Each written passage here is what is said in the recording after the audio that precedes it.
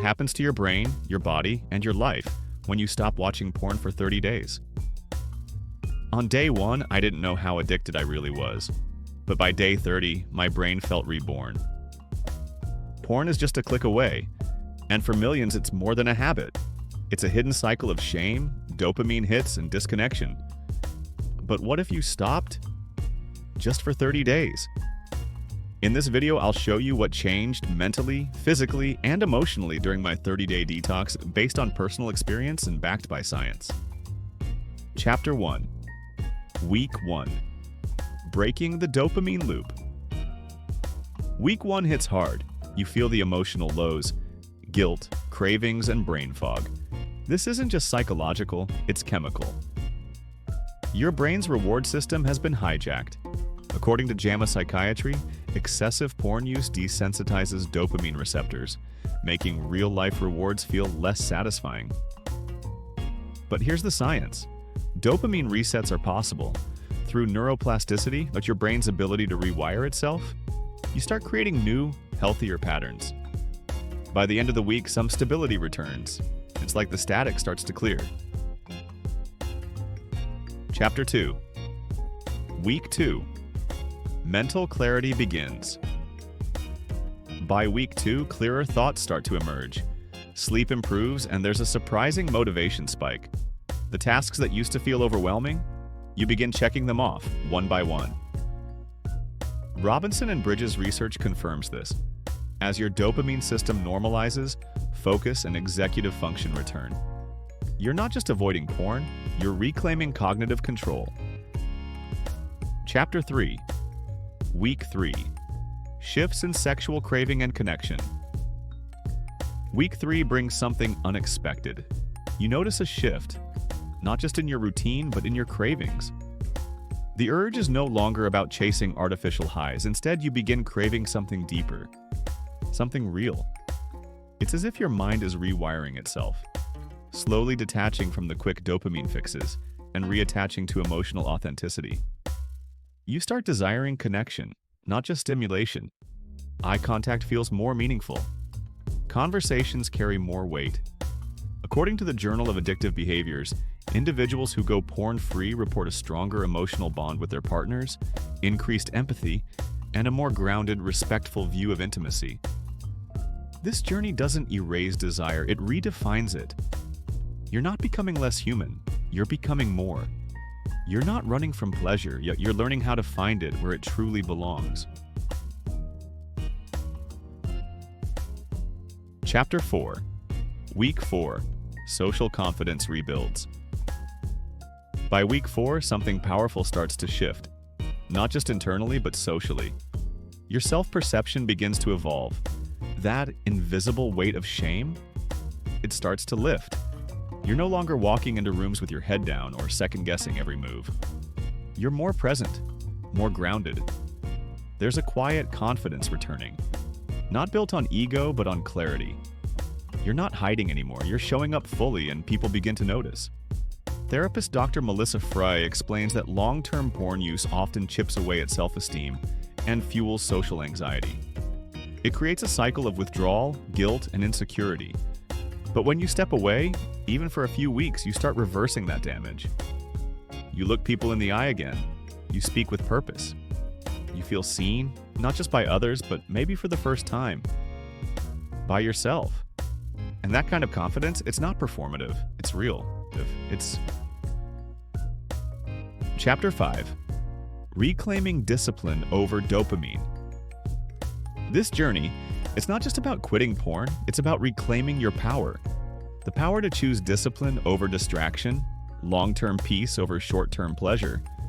You begin to realize that every time you say no to a fleeting impulse, you're actually saying yes to your bigger purpose. You're not just resisting temptation, you're strengthening your mind. You're learning to delay gratification, to pause and reflect instead of react. Science supports this shift. Studies show that consistent self-control improves prefrontal cortex activity, the part of your brain responsible for focus, judgment, and decision-making. That's not just theory, it's transformation. And here's the beauty. This discipline doesn't just help you say no to porn. It helps you say yes to everything that truly matters. Your goals, your health, your relationships, your vision. You're not just rewiring habits, you're rewiring who you are. Chapter 6. The Myth of Harmless Pleasure and Sleep Recovery. Porn often wears the disguise of harmless pleasure. A quick escape, a private indulgence. But the truth, it's not neutral. Over time, it chips away at your well-being in subtle, invisible ways. It interferes with your sleep, clouds your focus, and numbs your natural capacity to feel joy without a screen. What feels like relief in the moment actually leaves your mind overstimulated and your body unrested. According to studies in the Sleep Health Journal, exposure to arousing content before bed can delay melatonin production and throw off your circadian rhythm. The result? Shallow sleep, groggy mornings, and mental fog that follows you through the day. But when you stop, even for a short time, something incredible happens. You sleep more deeply, you wake up clearer, your mood lifts, your nervous system starts to recalibrate. The issue isn't pleasure itself. Pleasure is natural, it's essential. The problem is outsourcing it to pixels instead of experiencing it through real life, real connection, and real presence. Chapter 7. Rebuilding Real-Life Reward. Sensitivity. As your dopamine system begins to rebalance, you'll start to notice something truly powerful. Life feels richer. Small joys that used to slip by unnoticed begin to glow again. A sunrise doesn't just light up the sky like it warms your soul.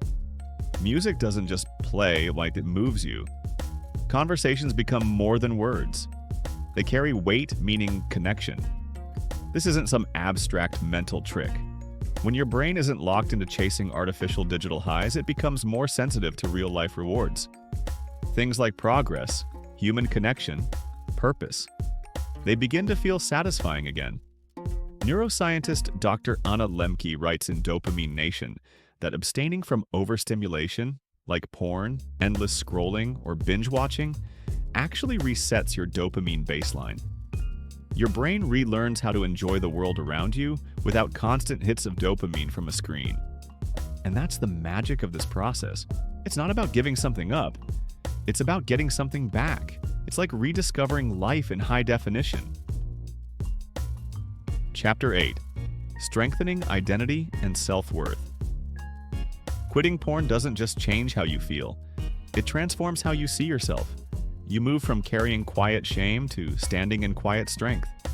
You're no longer defined by the habit you're trying to break. You're defined by the integrity you're building.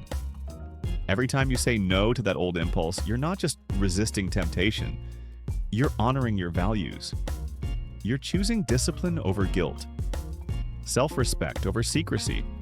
And slowly you stop identifying as someone who's struggling and start identifying as someone who's growing.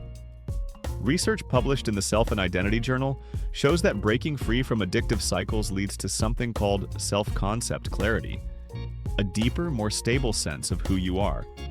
And that clarity builds real confidence. Not the performative kind, but the kind that's steady, rooted. This transformation isn't flashy. It won't always be visible to others, but inside, it's unshakable. And that's where real identity is forged. Not in what you've avoided, but in what you've become. Chapter 9. Repairing Attention Span and Focus. By now, something subtle but life-changing begins to happen. You can finally sit still. Not in boredom, not in restlessness, but in calm. You can read more than a few pages without checking your phone. You start tasks, and you finish them.